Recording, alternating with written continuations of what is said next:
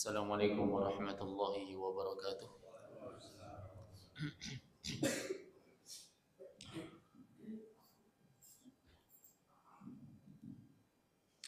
Innal hamdalillah nahmaduhu wa nasta'inuhu wa nastaghfiruh wa na'udzu billahi min shururi anfusina wa min sayyiati a'malina. May yahdihillahu fala mudilla lahu wa may yudlilhu fala hadiya lahu. Asyhadu an la ilaha illallah wahdahu la syarika lahu wa asyhadu anna Muhammadan 'abduhu wa rasuluh. Ya ayyuhalladzina amanu taqullaha haqqa tuqatih wa la tamutunna illa wa antum muslimun. Ya ayyuhan nasu taqu rabbakum alladzi khalaqakum min nafsin wahidah wa khalaqa minha zawjaha wa batha minhuma rijalan katsiran wa nisaa'a. Wattaqullaha alladzi tasaaluna bihi wal arham. Innallaha kana 'alaikum raqiba. يا أيها الذين آمنوا اتقوا الله وقولوا قولا سديدا يصلح لكم أعمالكم ويغفر لكم ذنوبكم ومن يطع الله ورسوله فقد فاز فوزا عظيما. أما بعد فإن أصدق الحديث كلام الله وخير الهدي هدي محمد صلى الله عليه وسلم وشر الأمور محدثاتها فإن كل محدثة بدعة. أيها الإخوة والأخوات رحمني ورحمكم الله. Di balik kemerdekaan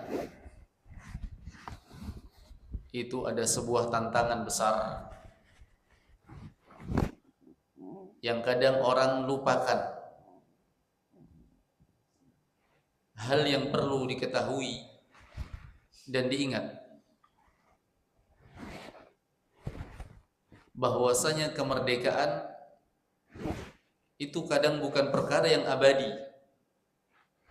Sudah banyak contoh-contoh negeri-negeri terdahulu yang Allah menangkan, namun setelah itu tertindas kembali. Makanya lagunya Indonesia itu kan itu berisi harapan, bukan kepastian. Apa itu? Sekali merdeka tetap merdeka. Belum tentu.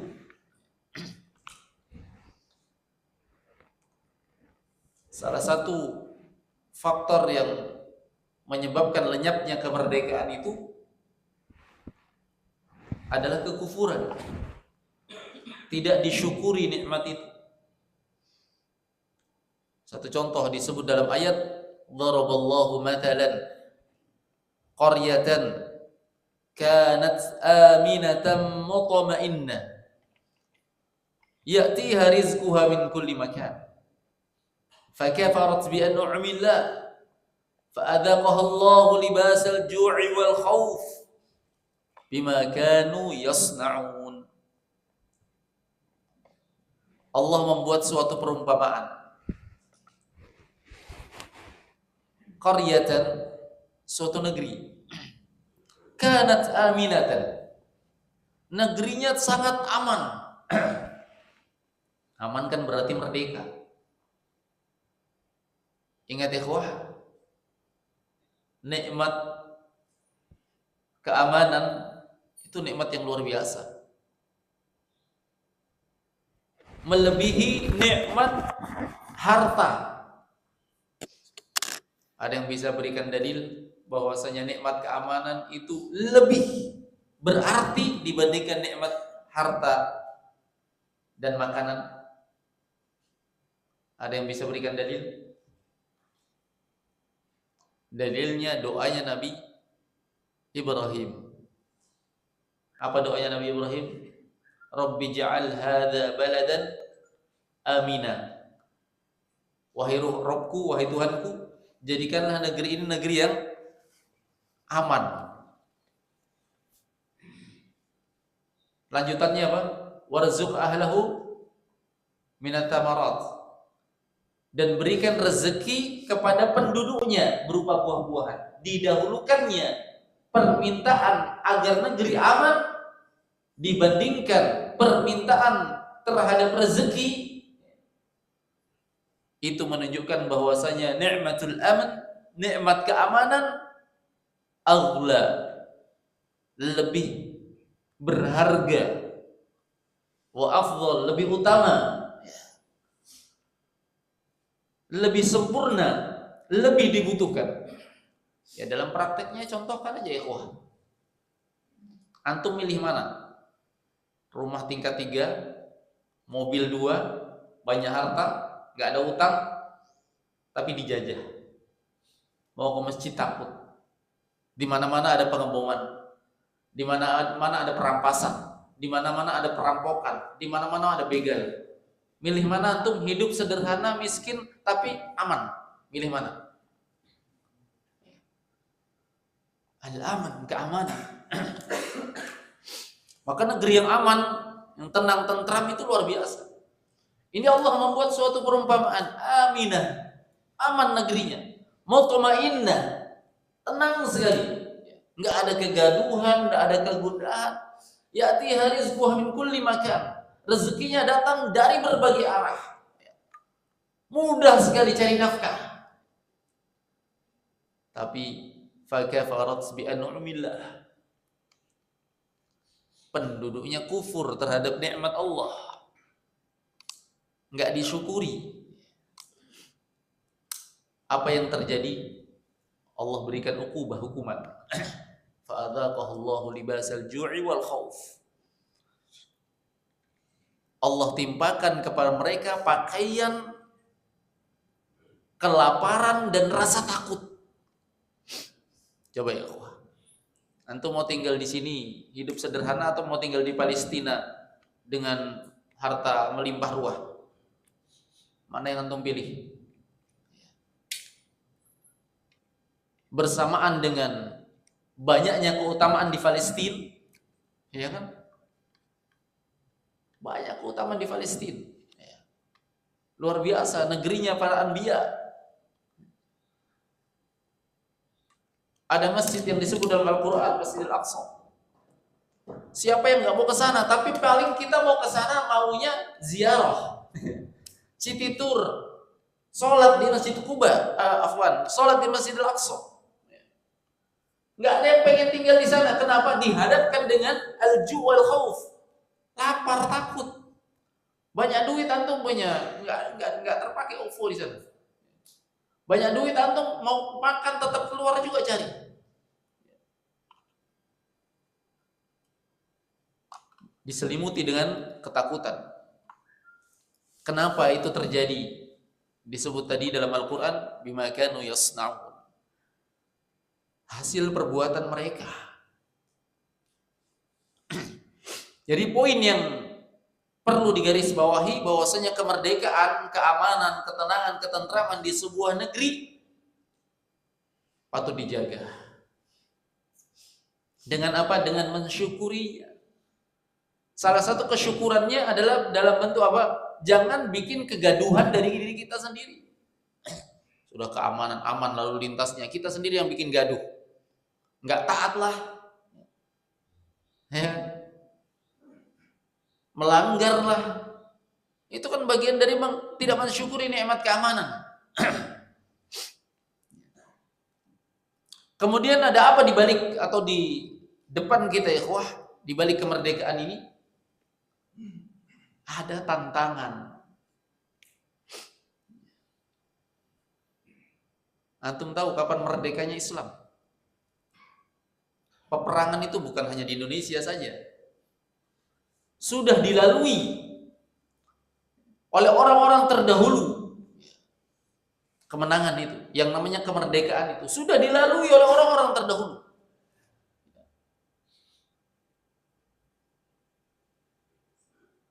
Tetapi setelah merdeka, yang membuat kehancuran di hadapan mereka adalah tidak adanya al-hadar, kewaspadaan.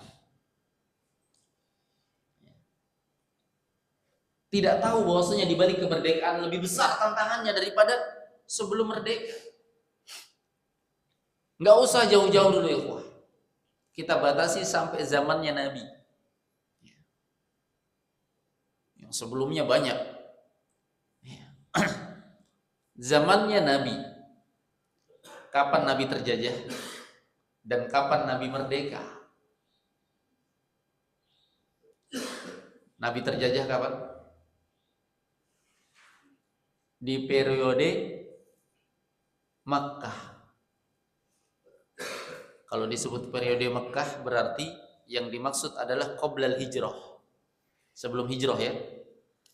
Walaupun setelah hijrah Nabi ke Makkah lagi, itu bukan periode Makkah. Ini tambahan faidah, antum bedakan mana surah yang namanya Makkiyah dan mana surah namanya Madaniyah. Saya tanya antum,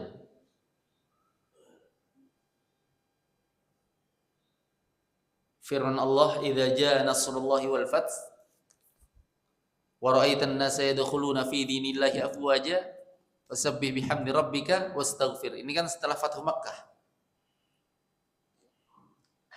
Ini surah Makkiyah atau Madaniyah, ikhwah? Yang Makkiyah, kenapa? Pendek ayatnya. Itu hanya ciri. Ada jawaban lain? Makkiyah atau Madaniyah? Kalau di mushaf Makkiyah atau Madaniyah? Makkiyah atau Madaniyah, ikhwah? Ayo. Ayo, ikhwah. Hah? Ayo. Saya minum dulu sambil berpikir, Ki.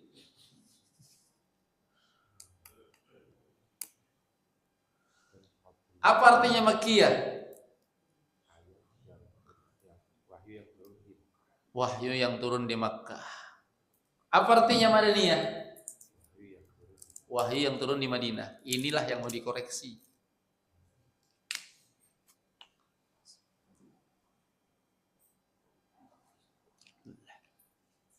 Kalau definisi itu dipakai, Pak, maka ayat ini jelas Makkiyah karena dia turun di Mekah ketika Nabi menaklukkan kota Mekah, turun ayat. Bahkan disebutkan bahwasanya ayat ini turun setelah, ya, makanya ketika disebutkan ayat yang paling akhir turun apa, al-yauma akmaltu lakum dinakum, itu tidak mutlak.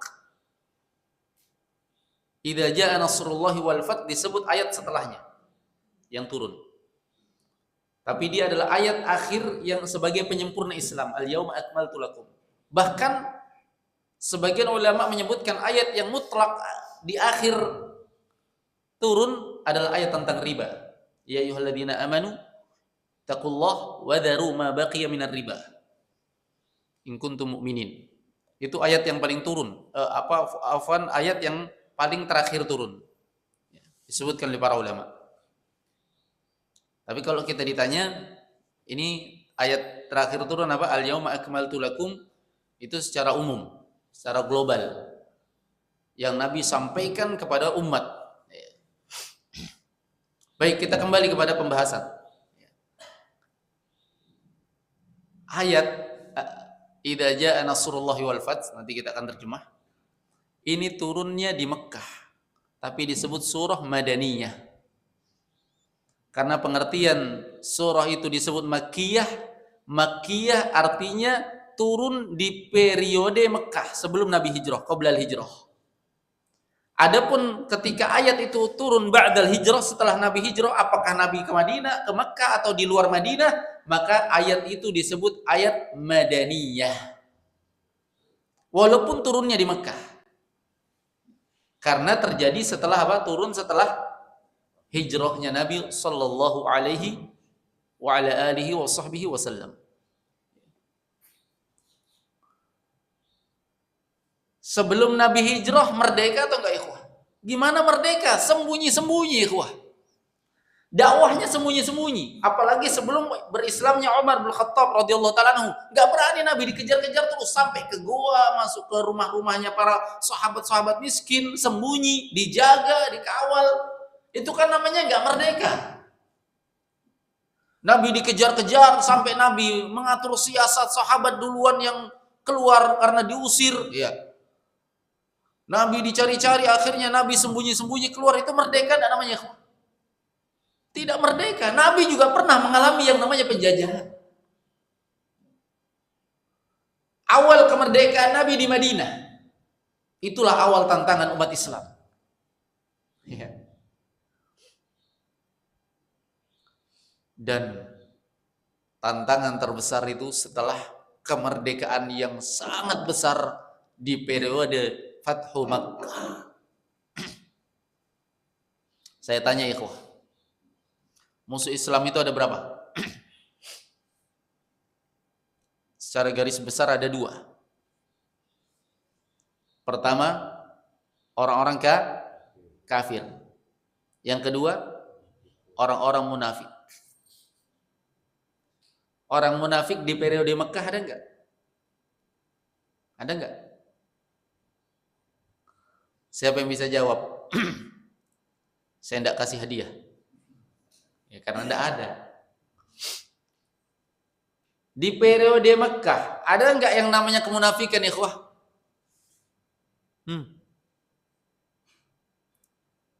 Ayo. Ada enggak? Ada enggak kemunafikan di Mekah? Tidak ada. Tidak ada yang namanya munafik. Tidak dikenal namanya munafik di periode Mekah. Kenapa? Bagaimana mau munafik? Mau Islam saja sembunyi-sembunyi. Ngapain munafik? Berislam itu tantangan berat. Ngapain menampakkan keislaman kalau itu apa?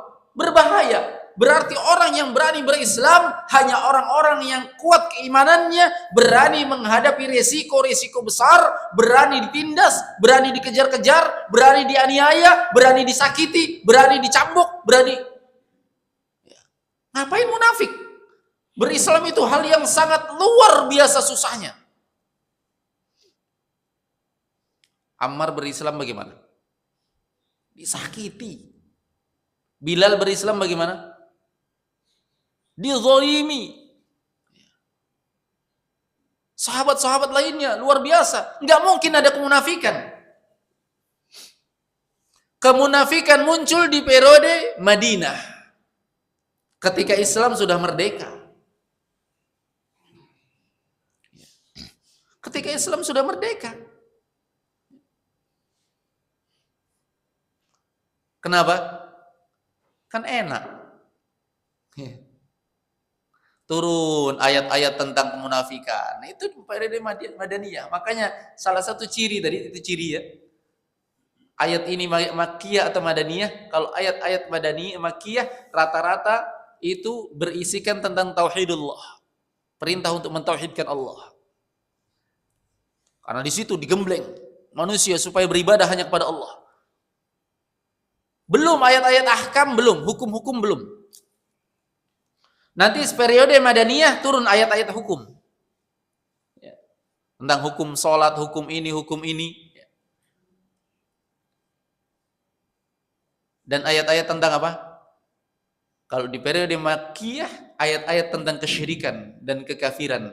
Di periode Madaniyah, cirinya ayat Madaniyah berbicara tentang kemunafikan. Ini musuh bukan? Tantangan besar, ikhwah. Musuh dalam selimut. Karena kan di Madinah sudah jadi negara. Nabi sudah menjadi pimpinan. Makanya disebut Madinah. Tahu asal nama penamaan Madinah kan? Orang dulu menamai tempat itu disandarkan kepada sosok yang sangat berpengaruh pada tempat tersebut, dan umumnya itu adalah pimpinan. Dulu namanya apa? Yathrib. tanah yang gersang dan seterusnya. Yathrib. Nabi di sana diterima dan seterusnya hingga Nabi SAW dijadikan pimpinan kaum muslimin. Ketika Nabi sudah menjadi pimpinan, presidennya di sana, raja, pimpinan kaum muslimin, maka kota tersebut disandarkan kepada Nabi. Disebutlah kota tersebut dengan Madinatul Rasul. Itu nama asalnya, Madinah. Apa tadi nama Yathrib menjadi apa? Madinatul Rasul. Madinah artinya kota. Rasul artinya kotanya Rasul. Karena dengan datangnya Rasulullah, kota tersebut berkembang.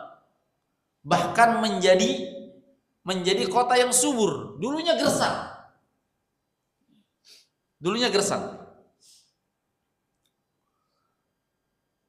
Mekah justru lebih subur dulunya. Kalau sekarang kan Madinah lebih subur. Setelah peninggal Nabi Ibrahim alaihissalam, Mekah menjadi kota yang subur. Berkat doa Nabi Ibrahim alaihissalam. Makanya ketika datang khabar bahwasanya akan datang seorang nabi sebelum lahirnya Nabi Muhammad SAW di suatu negeri yang di dalamnya terdapat pohon-pohon korma. Kemana tujuannya orang Yahudi dan Nasara mencari tempat tersebut? Ke Mekah, bukan ke Madinah. Karena Madinah tersebut pada waktu itu belum subur. Yang dikenal dengan kota korma, tempatnya pohon korma itu Mekah. Makanya orang-orang Yahudi dan orang-orang Nasara berbondong-bondong menunggu kelahiran Nabi di mana? Di Mekah. Ini luar biasa ya. Jadi kelahiran Nabi itu sudah ada di kitab mereka. Di Taurat ada, di Injil ada. Di Taurat ada, di Injil ada. Tentang kelahiran seorang Nabi. Hanya saja tidak disebutkan dari keturunan siapa. Makanya berbondong-bondong. Kan kebanggaan kalau ada Nabi di kalangan mereka. Orang Yahudi nunggu. Orang Nasara nunggu. Pas lahir, mereka tolak. Kenapa kira-kira? Hasadan min indi anfusihim. Hasad. Karena yang lahir bukan dari kalangan Yahudi. Dari dulu kan, dari dulu nabi-nabi itu dari kalangan Yahudi. Dari zaman dulu. Yang dari keturunan Ismail, bangsa Arab itu hanya Nabi kita Muhammad SAW. Selainnya dari Nabi Ishak. Nabi Ishak, Nabi Yakub. Kemudian Nabi Yakub berkembang. Dari Nabi Yakub baru berkembang. Ada dari keturunan Nabi Yusuf, ada dari keturunan saudara Nabi Yusuf, ada dari keturunan yang lain. Dari saudara-saudara Nabi Yusuf alaihissalam. Semuanya dari situ. Ada yang mengatakan bahwasanya yang paling banyak dari keturunan Lawi, dari Nabi Yakub. Ada yang mengatakan ada juga yang dari keturunan Yahuda, dan seterusnya. Intinya bukan dari keturunan Nabi Ismail. Pas lahir, dari keturunan Nabi Ismail. Bukan dari bangsa Yahudi, bukan dari bangsa Nasrani. Akhirnya mereka tolak. Mereka tahu bukan ini kebenaran, mereka tahu. Mereka tolak. Nggak mau nerima. Baik, kita kembali. Narji ilal bait. Kembali kita ke pokok pembahasan. Di Madinah, apa namanya tadi? Madinatul Rasul. Karena kepanjangan sedikit-sedikit Madinatul Rasul, maka disebutlah Al-Madinah. Dimakrifahkan, dikasih Al-Madinah. Kata Nabi SAW, hadihil Madinah. Inilah Al-Madinah. Mulai disitulah dikenal dengan sebutan apa? Al-Madinah. Muncul sosok-sosok yang munafik. Mulai ada orang-orang yang sholatnya karena mau dilihat. Karena kalau tidak munafik di Madinah itu sedikit sekali orang kafir pada waktu itu. Sehingga kalau dia kafir terasingkan. Muncul. Tapi ingat betapa banyak peperangan selain kemenangan juga kekalahan. Salah satu sebabnya apa? Mudahnya bocor kabar. Khobar itu mudah bocor. Kira-kira ya penyebab bocornya khobar itu apa? Orang munafik. Adanya penyusup di tengah barisan. Bayangkan di perang Uhud saja berapa ratus orang yang harus kembali ke Madinah. Nggak jadi membantu perangnya Nabi SAW. Karena apa? Karena hasutan orang munafik. Bayangkan.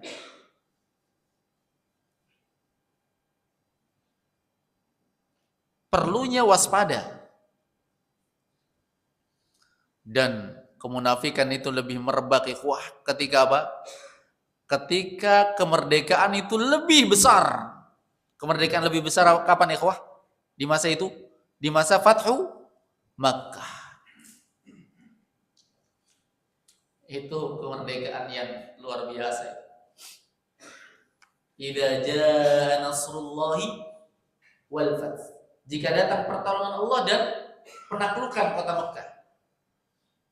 Lihat bentuk kehebatan kemerdekaan ini. Wa ra'aitan nasa yadkhuluna fi dinillahi afwaja. Engkau melihat manusia itu masuk Islam berbondong-bondong. Ini salah satu kondisi ya. Berjamaah-jamaah, bukan satu-satu. Dulu waktu awal-awal Islam disampaikan, Islam itu masuknya orang ke Islam bagaimana? Satu-satu. Satu orang datang kepada Nabi. Satu orang datang, satu lagi. Ini afwaja, jamaatan. Ya. Di antara tafsir para ulama, makna afwaja ay jama'atan, berjamaah. Berbondong-bondong menyambut Nabi. Dengan hanya mendengar kabar bahwasanya akan datang rombongan besar tanpa mereka menghunuskan pedang, tanpa menumpahkan darah. Hebatnya kemerdekaan. Kenapa kita sebut lebih hebat? Anda hebat itu kalau tidak perang. Lebih hebat. Karena kalau perang artinya kamu tidak terlalu ditakuti, kamu masih bisa dihadapi. Makanya musuh berani menghunuskan pedang. Sedangkan kenapa tidak terjadi peperangan di penaklukan kota Mekah? Karena tidak ada satupun musuh yang berani. Mereka takluk dengan sendirinya. Tidak mungkin dihadapi pasukan besar begini. Kita harus menyerah. Ini kan artinya kelemahan. Ya. Sama kisahnya Nabi Sulaiman ya. Nabi Sulaiman ancam, saya akan datangkan pasukan yang tidak bisa dikalahkan oleh siapapun. Bayangkan pasukannya Nabi Sulaiman dari kalangan jin dan hewan manusia. Langsung tunduk. Ya. Tidak bisa apa-apa. Penduduk kota Mekah langsung menyerah. Disebutkan oleh para ulama bahwasanya kondisi Fathu Mekah pada waktu itu terjadi menjadi tiga golongan. Golongan yang pertama yang paling banyaknya adalah orang-orang yang mereka berbondong-bondong masuk Islam yang disebutkan dalam ayat. Ra'aitan nasa yadkhuluna fi dinillahi afwaja. Berbondong-bondong masuk Islam. Golongan yang kedua adalah golongan al-munafiqun. Kenapa orang-orang munafik? Mereka masih pengen kafir, tapi harus berislam di hadapan Nabi dan para sahabat. Kenapa? Karena mereka terhempit. Ini negara sudah jadi negeri Islam. Kalau kita tidak mau pura-pura Islam, kita akan dipaksa harus bayar pajak, harus bayar upeti, harus mengikuti aturan-aturan Islam, harus ini, harus itu. Tidak bebas. Tapi kalau kita pura-pura Islam, kita masih bebas. Dapat tongi kalau ada apa-apa. Ada ghanimah dapat, ada pembagian dapat, ada ini dapat. Kan enak. Ya. Ini golongan kedua. Golongan ketiga ini agak keras-keras nih. Adalah orang yang tidak mau berislam dan tidak mau pura-pura Islam, tapi tetap di atas kekafiran. Ya. Inilah orang-orang yang mereka, kalau ini tetap di atas kekafiran, mereka ada dua. Yang pertama, mereka siap resiko tinggal di Mekah, tapi harus bayar pajak, harus mengikuti aturan kaum muslimin. Atau yang kedua adalah orang yang tidak mau Islam, tidak mau tahu mengikuti aturan, dia harus keluar meninggalkan Mekah. Ini salah satunya terjadi pada siapa? Sahabat Ikrimah ibn Abi Jahal. Jadi anaknya Abu Jahal ada tong yang Islam. Salah satunya di akhir periode Islam ini, di Fathu Makkah, Ikrimah ibn Abi Jahal. Makanya luar biasa ya doanya Nabi ya. Pernah ingat doanya Nabi? Ketika Nabi ditawari, ketika Nabi disiksa oleh kaumnya, dikejar-kejar kaumnya, disakiti oleh kaumnya. Malaikat saja menawarkan kepada Nabi, "Ya Muhammad, wahai Muhammad, kalau kamu mau, ya, saya akan satukan hadal jabalain, dua gunung ini, kemudian saya akan timpakan kepada mereka." Karena saking luar biasanya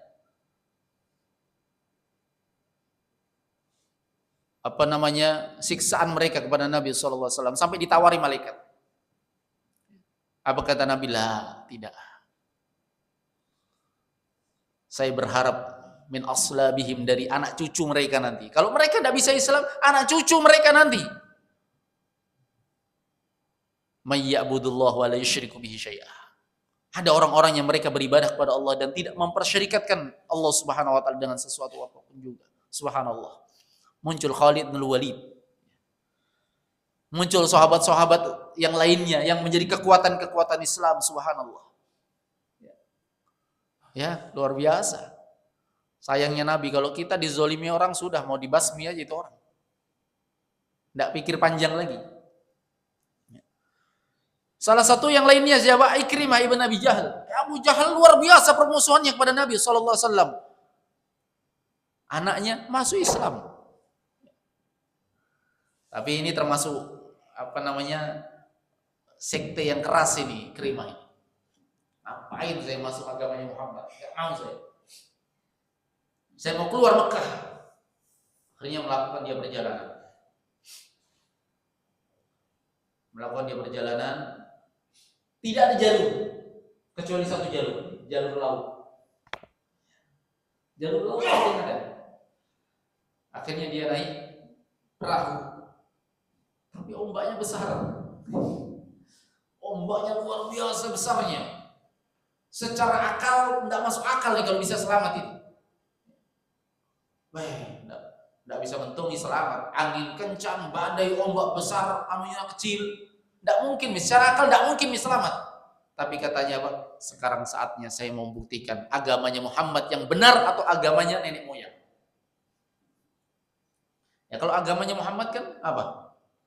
Orang yang berdoa ikhlas kepada Allah, Allah akan kabulkan, Allah akan selamatkan.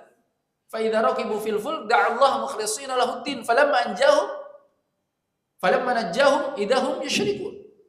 Allah selamatkan kalau mereka ikhlas di tengah lautan, ikhlas Allah selamatkan. Saya mau buktikan ini.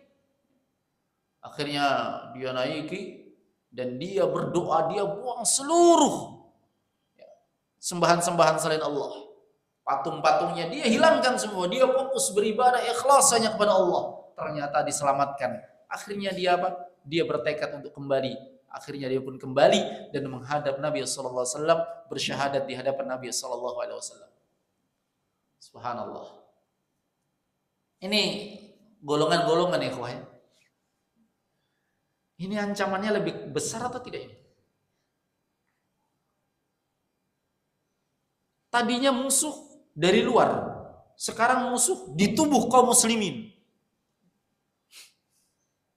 Musuh itu di tubuh kaum muslimin. Kita rasakan Indonesia. Dulu negara asing yang menyerang dengan senjata, sekarang negara asing yang mengatur. Iya atau tidak? Orang asing nggak yang ngatur sekarang, bos-bosnya apa? Orang Indonesia jadi security bangga nih. Yang punya perusahaan siapa? Orang Korea, orang Jepang. Ini kalau di Kalimantan ya. Bos-bos batu bara gak ada orang Indonesia. Bos-bos kayu ulin gak ada orang Indonesia. Semuanya orang Korea, orang Cina. Dikuasai kita. Ya kan? Belum lagi di tubuh kaum muslimin itu sendiri ada orang-orang yang mereka apa? Munafiqun. Turun di Madinah ayat-ayat tentang munafikan, bahkan ayat-ayat bahkan surah khusus tentang orang munafik. Al-Bara'ah, Al-Munafiqun. Bercerita tentang musuh-musuh dalam selimut. Makanya apa ya ikhwah? Hal yang terpenting di dalam kemerdekaan adalah waspada. Jangan dikira serangan itu selesai begitu saja. Oh enggak. Namanya kemerdekaan itu enggak pernah berhenti selama musuh itu masih ada. Musuh masih ada. Permusuhan kita belum lagi kita berbicara tentang hakikat permusuhan yang sebenarnya dengan syaitan, iblis. Iblis sudah kalah, disuruh sujud sama Adam. Tapi tekadnya iblis sampai hari kiamat. Jangan anggap kita merdeka begitu saja. Tsumma la'atiyannahum min baini aydihim wa min arjulihim wa min aydi tsumma la'atiyannahum min baini aydihim wa min khalfihim wa an aymanihim wa an syama'ilihim. Depan, belakang, kanan, kiri diserang kita. Enggak bakalan berhenti sampai situ saja. Sekarang serangan orang-orang kafir, komunis, Yahudi, Nasara berhenti sampai situ? Oh belum, mereka masih mengatur siasat. Walam tardu ankal yahudu walan nasara hatta tattabi'a millatahum. Selesainya kalau kita ikut agama mereka baru selesai. Kalau belum mereka serang terus. Cuma mereka atur siasat.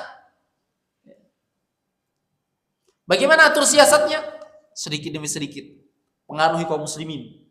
Ya, dengan acara-acara mereka, dengan perayaan-perayaan mereka, dengan hari-hari besar mereka. Ya kan begitu. Maka poin terpenting bagi kita adalah tantangan kita di hadapan masih banyak. Poin terpenting bagi kita adalah menjaga agama. Jaga diri tak. Jaga agama tak. Badiru bil a'mali fitanan.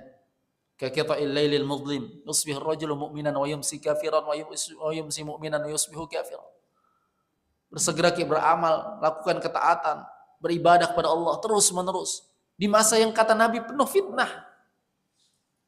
Enggak berhenti fitnah ini ikhwah. Fitnah itu kaqita'il lailil mudlim, seperti potongan-potongan malam yang sangat gelap sekali. Makanya dibutuhkan cahaya.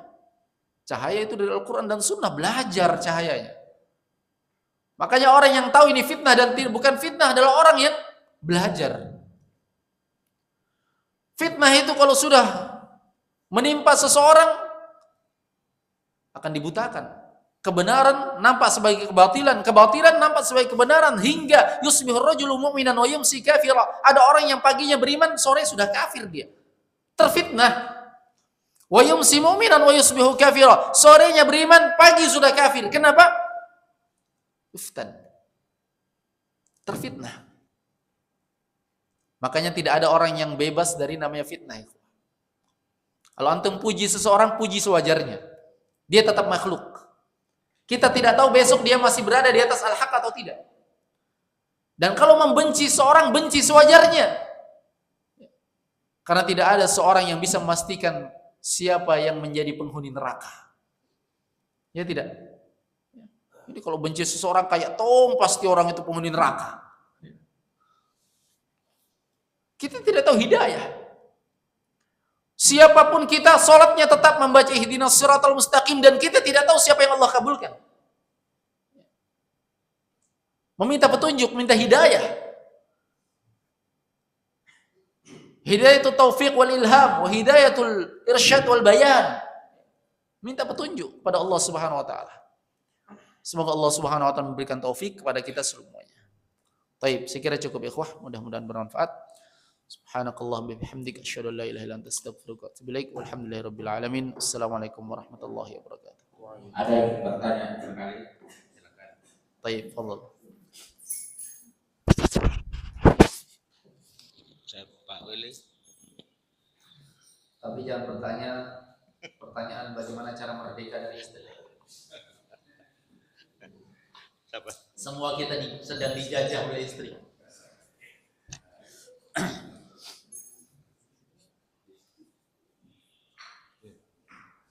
Tafadhal. Ya.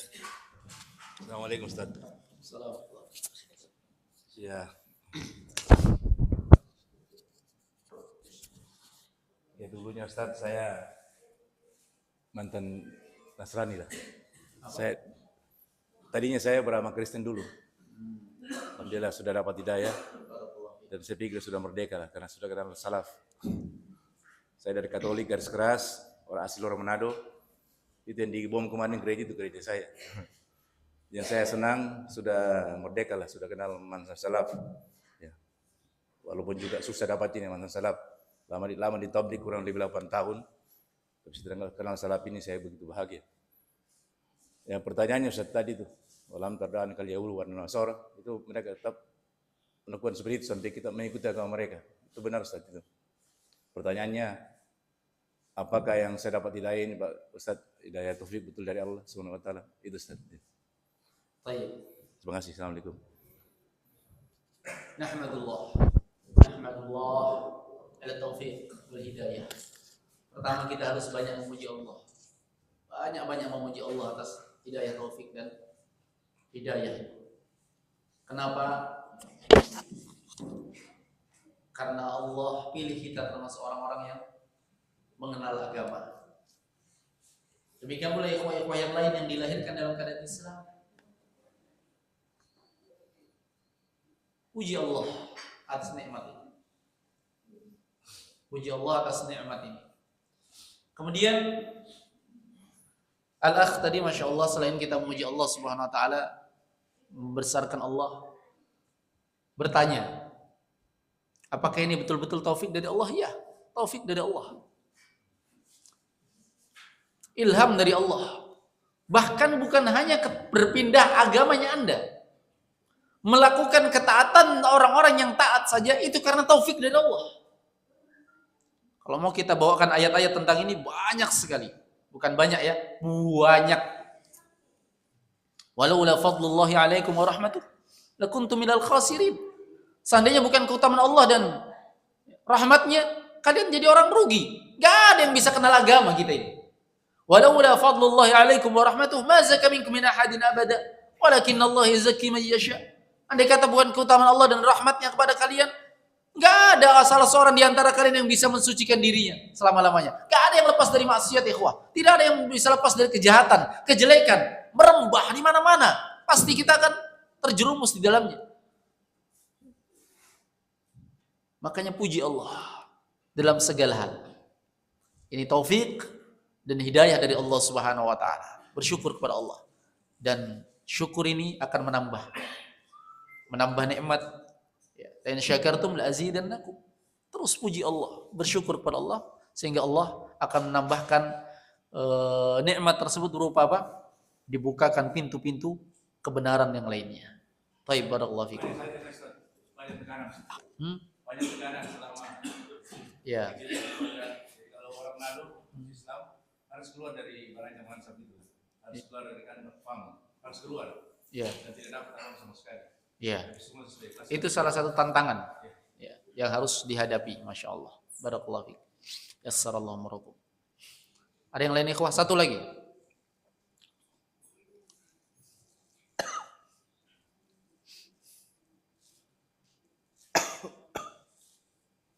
Kayaknya ikhwah pada mengerti semua.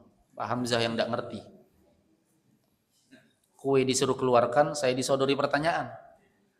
Nanti kuenya dihabisi ikhwah. Saya enggak kebagian, Pak. Baik ya, bercanda. Baik, barakallahu fikum. Assalamualaikum warahmatullahi wabarakatuh.